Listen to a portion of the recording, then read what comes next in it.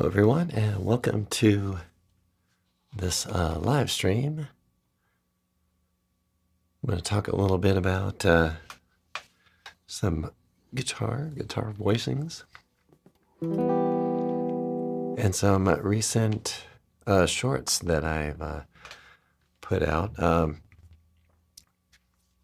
Originally, I intended on the Barney Kessel intro video, I intended to kind of go over this shape in this position, and then go over this one as well. But I ended up splitting those into two videos because of the shorts limitation on 60 seconds. But apparently they've moved to I think maybe even just starting yesterday or recently. They're beginning to roll out the 3-minute shorts, so hopefully get to check those out a little bit. So I have a little more time to spend kind of explaining and going through some things. But it's interesting, on guitar, you can actually, do this shape in really a few spots, right? So you can really even do it up here if you want.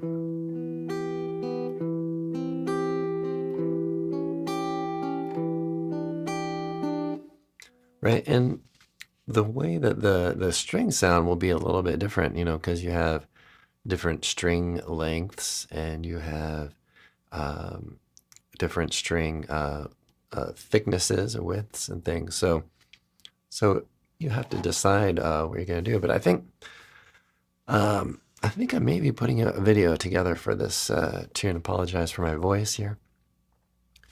It's a little raspy here today, but I think I'm going to ultimately go with this one and with this kind of fingering. You might find this is kind of a stretch here, but what it does is it allows this finger to come in here. Also in this one, this is kind of an awkward fingering, but what it does is kind of allows you to really play legato, and then that third finger is available right there. So that's the reasoning on that. But feel free to adapt it and do what kind of works for you. But really nice guitar comping on that, and great intro. So and that was actually suggested on the live stream.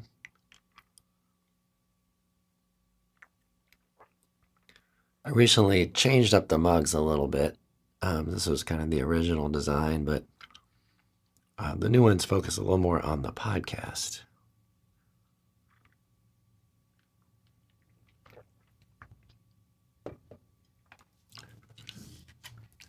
I'm not sure that I'll do a podcast this week because of the raspy voice, but let's talk a little bit about some maybe voicings on that tune. So this first beginning part, which I would recommend playing up here in this position, because it's going to be, I think, a little bit easier to manage.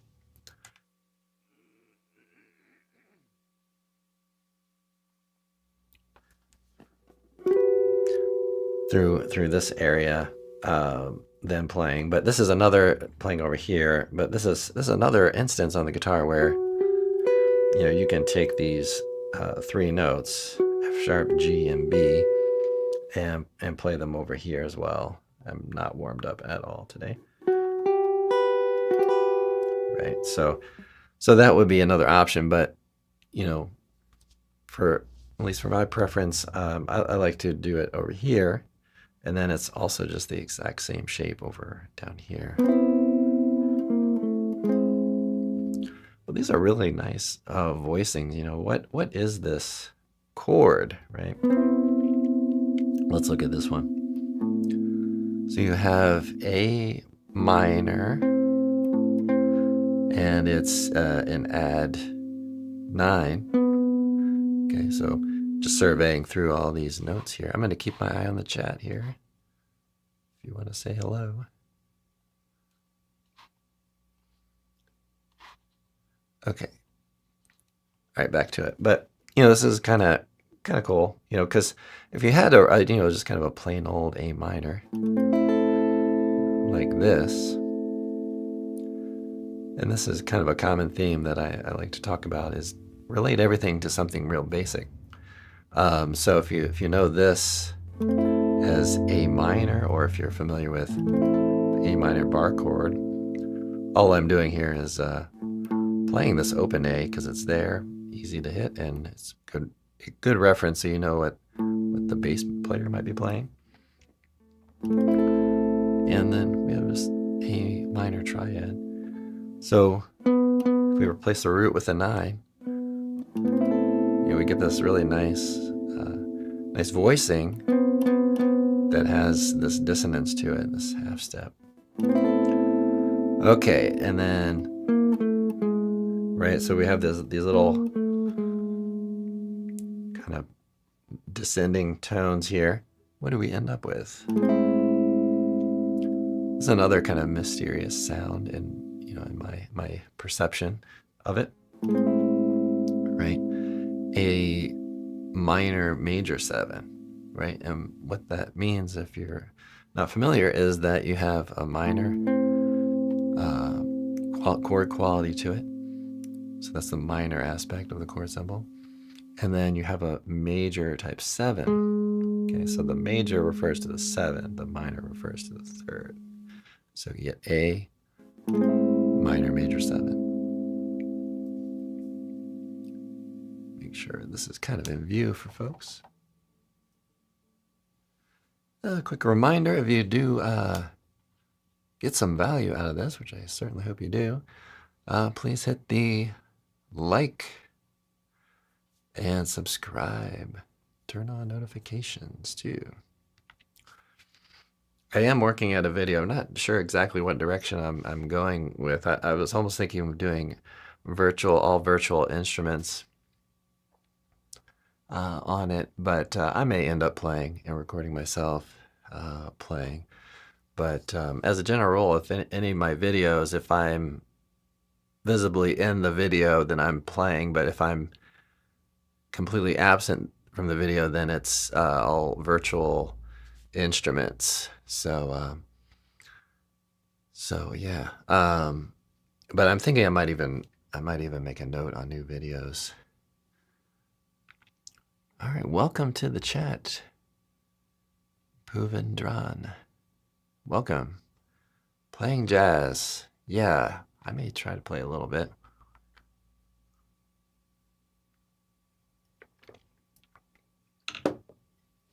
Like I said, I'm not really particularly warmed up. Kind of dealing with a little respiratory thing, as you can probably tell. But maybe I'll do a little noodling on a tune. Playing jazz. Okay.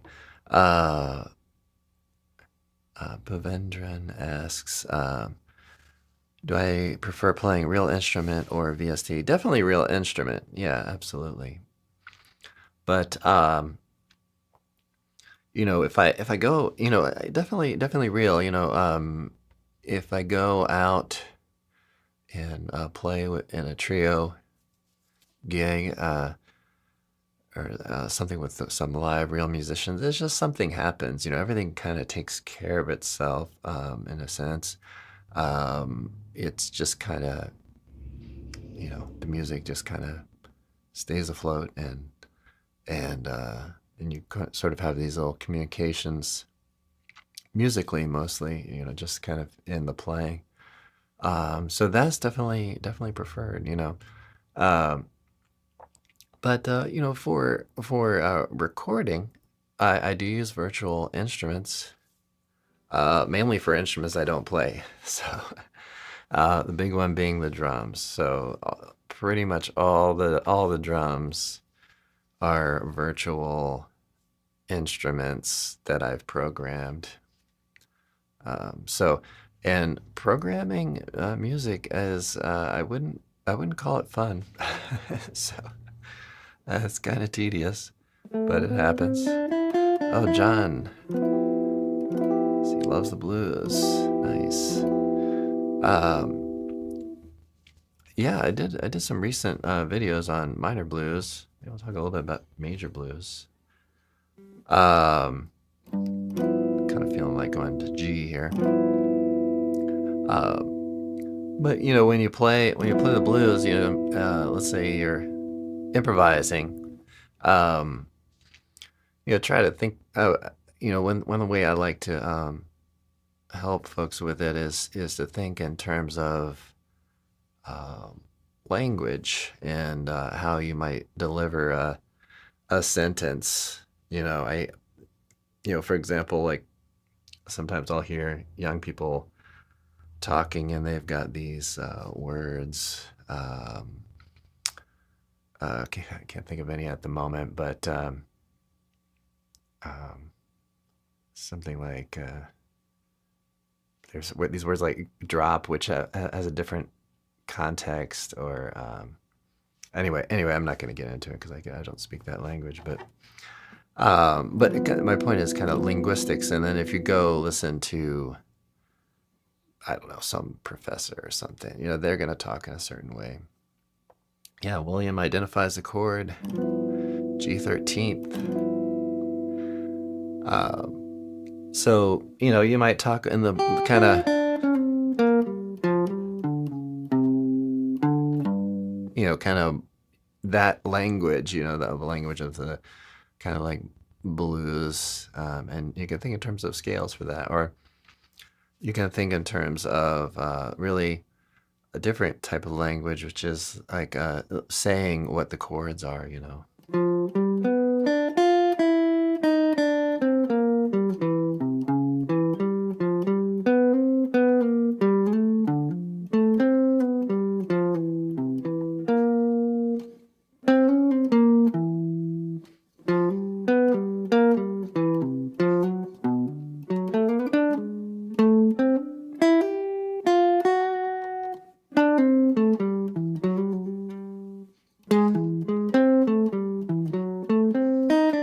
You know, where you're just really describing a lot, or, you know, so there's little things that, you know, I'd really recommend, you know, having different ways of speaking, you know, and your, it's not really speaking, but like, so hopefully that comes across.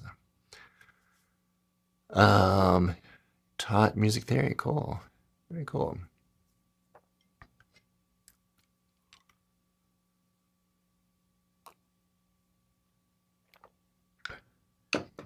All right, John writes in, many years ago, I tried plenty of guitar, and because I was left-handed, my teacher said no. Oh boy, well, yeah, you got to find a different teacher.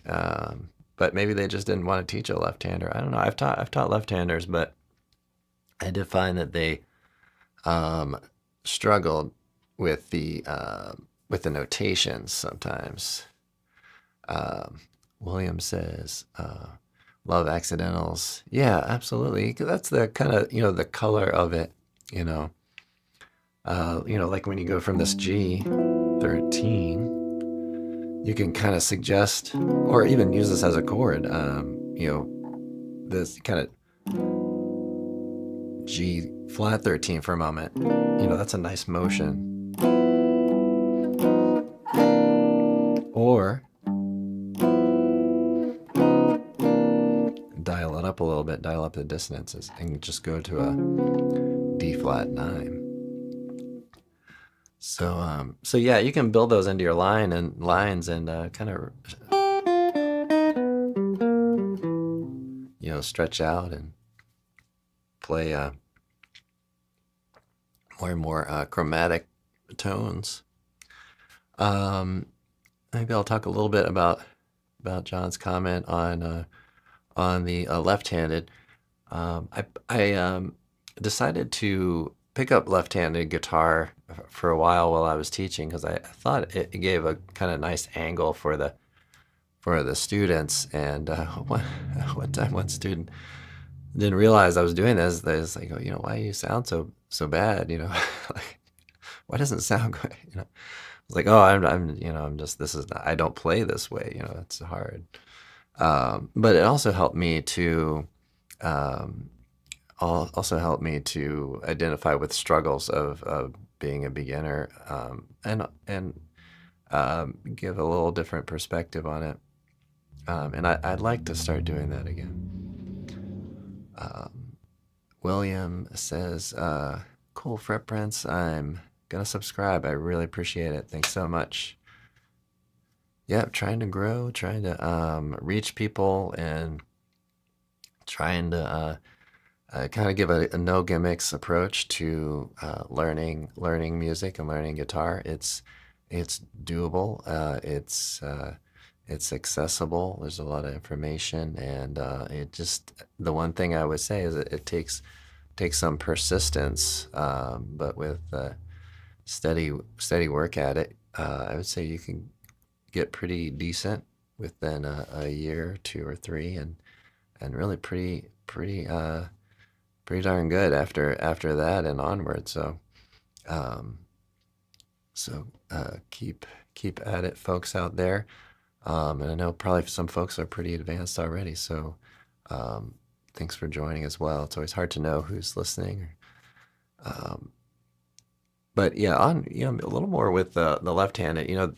Right-handers struggle because all the cymbals are kind of upside down and backwards, or what have you. Tablature is really struggle for folks to get a hold of, but once they get it, it's okay. Chord symbols are written, in a completely different way than the kind of pattern symbols are in another. And then for left-handers, it's like you've got all that plus you're in the opposite direction, so it's a tough thing, I think. William says he took an 8 or 10 hiatus, but coming back slowly. Yeah.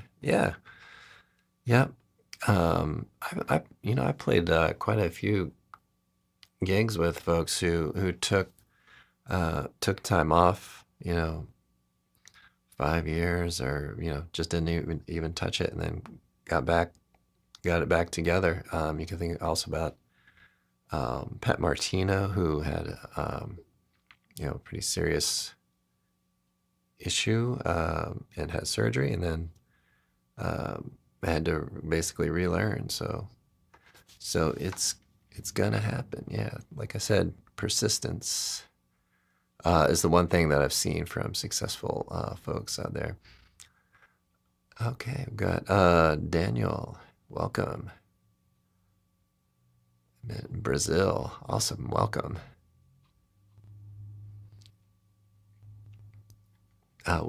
Williams says he's a lefty but can only play right hand. Yeah, I've come across folks, that, and occasionally you'll meet folks who right-handed, throw left-handed in baseball, what have you.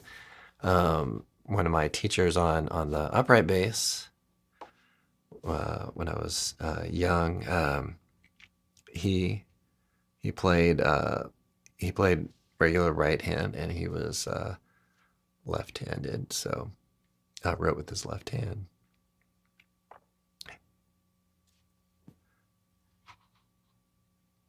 Yeah, thanks, John, for the encouraging words.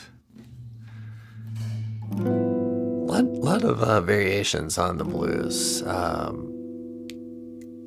the main thing to get a hold of are really kind of the 1, the 4, and the 5. So pretty much everything's kind of built on that. And then oftentimes in more like a jazz blues, they put a 2 in front of the 5, and maybe do a little more of some circle of fifths type things like I was doing a little bit earlier.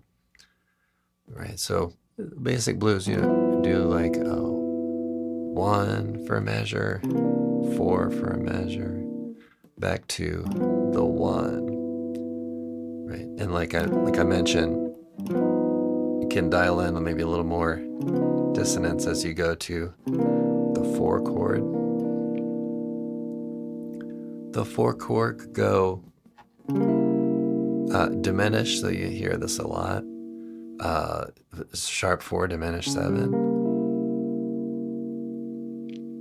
And then kind of back to the 1. And then it feels, good, I think, to go to 1, 4, 3, 6, 2, and then to the 5,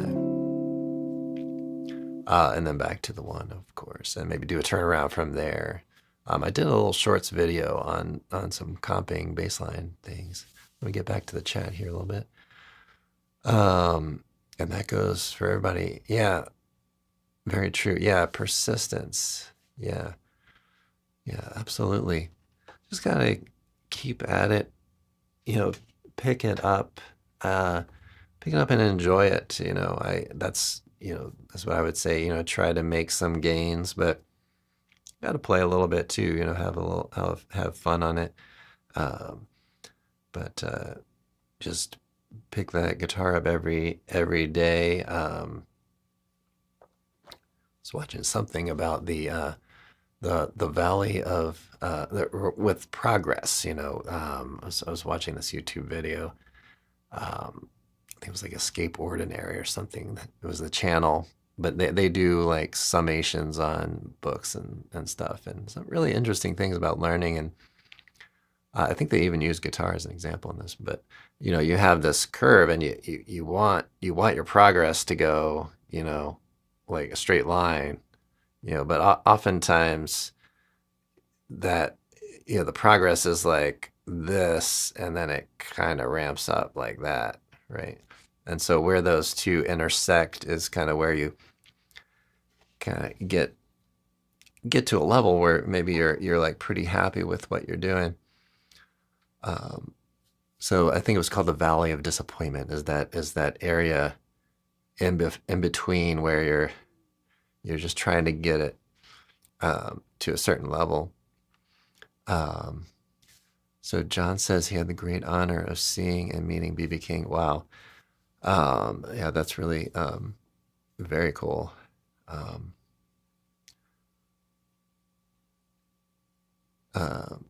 That's got a Buddy Guy type feel to it. Yeah, so I did get to see Buddy Guy perform. It was very, very good. Have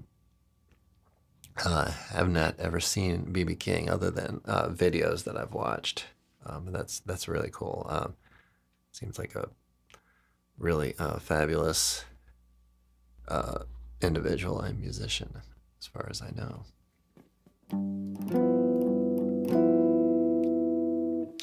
So one thing you can do to really kind of outline some of these changes, if you're improvising single lines, is to know, well, some of the kind of key signatures. I like to focus on the key signatures in the circle of fifths. So G7, no sharps, no flats.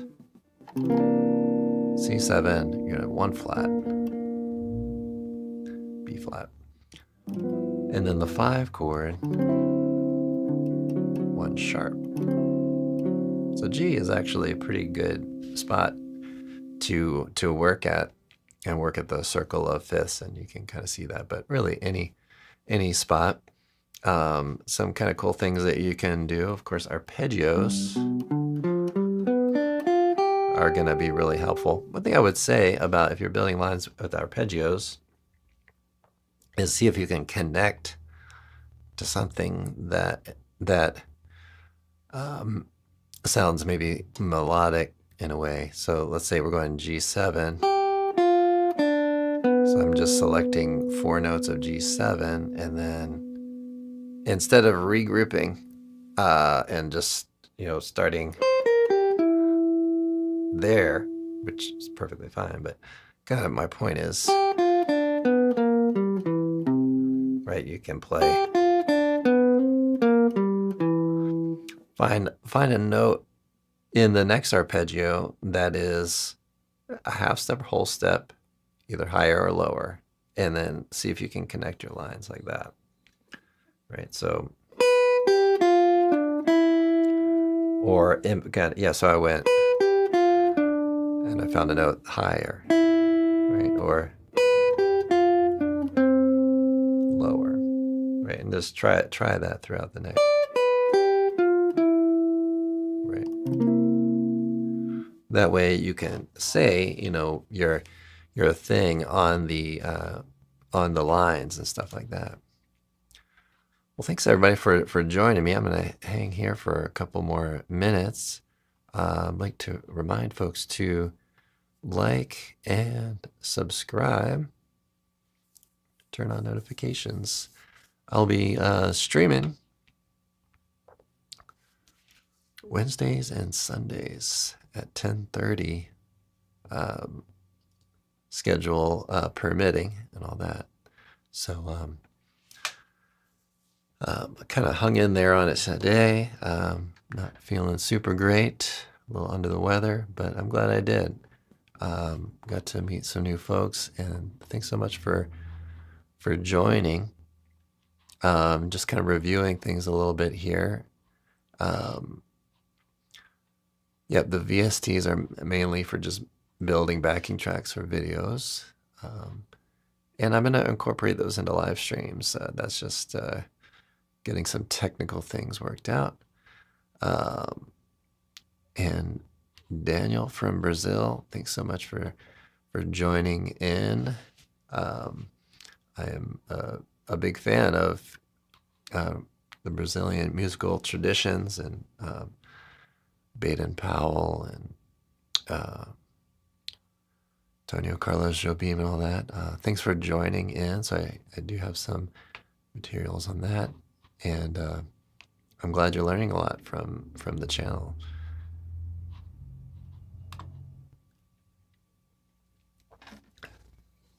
All right, well, I'm going to hang for a couple minutes here, and I will see you all in the next one. Please join me on Sunday, 10:30. I've been streaming the mobile and the desktop, so 2 different streams there.